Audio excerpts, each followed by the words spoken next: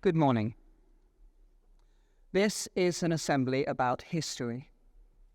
I am afraid of history.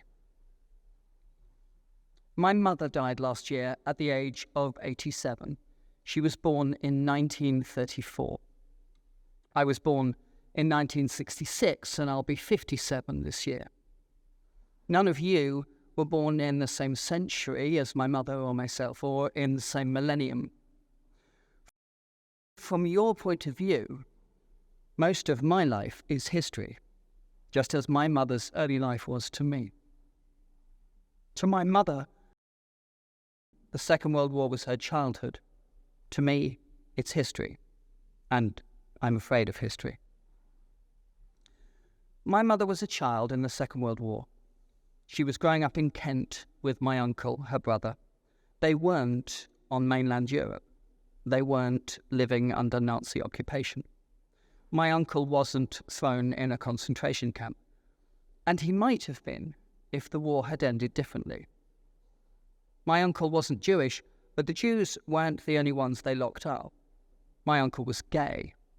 He wouldn't have had a yellow star sewn to his convict's uniform. He would have had a pink triangle.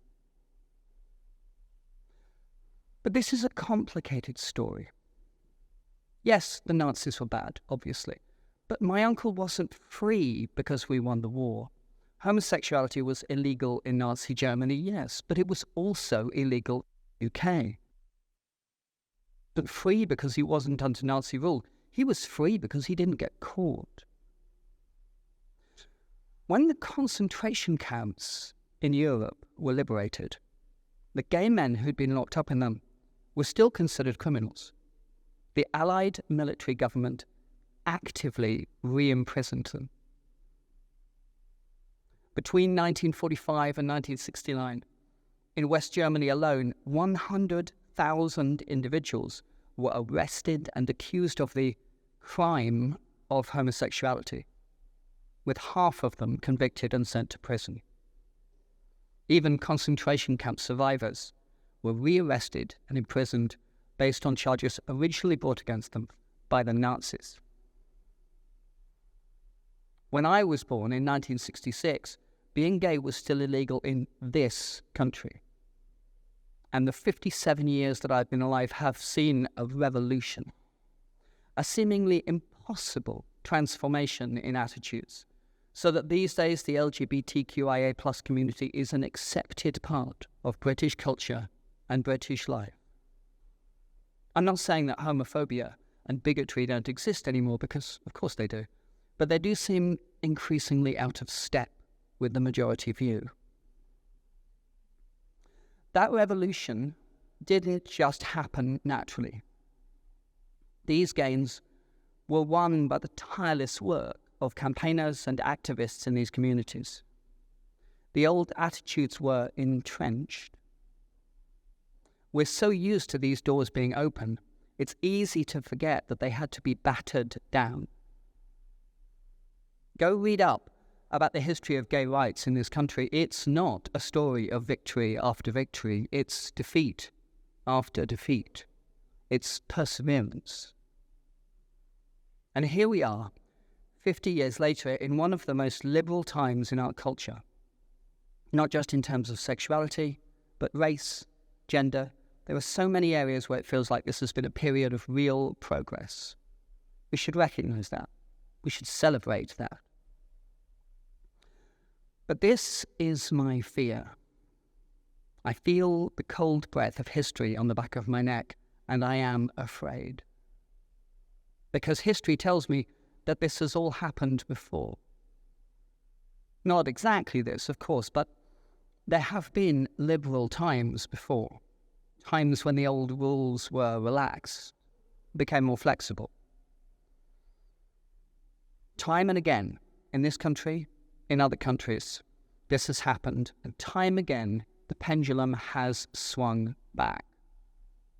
The forces of tradition have reasserted themselves, and all that was gained has been lost. Berlin in the 1920s, very liberal. We all know what happened after that. So when I say I'm scared of history, I don't mean you shouldn't study it. I mean you really should. That damned pendulum of history haunts my dreams, because everything that has been gained in my lifetime will be lost if we're not willing to fight for it. They'll take it all back. They'll talk about traditional values, and they will claw back everything they can if we let them. Traditional values are a funny thing. Whenever anyone starts talking about tradition, it feels to me like a red flag. Let's talk about this place as an example. Let's talk about the traditions of this place. Now, I love this place. I maybe don't tell you that enough. I love this place, and I love loads of things about it. I love that it was founded to admit students of any religion. No chapel, no hymns and assembly, no beating students with a cane. It was revolutionary for its time. I mean, I probably wouldn't agree with the founders' views on race or gender or sexuality, but I'm sure that for their time, they were very fine fellows.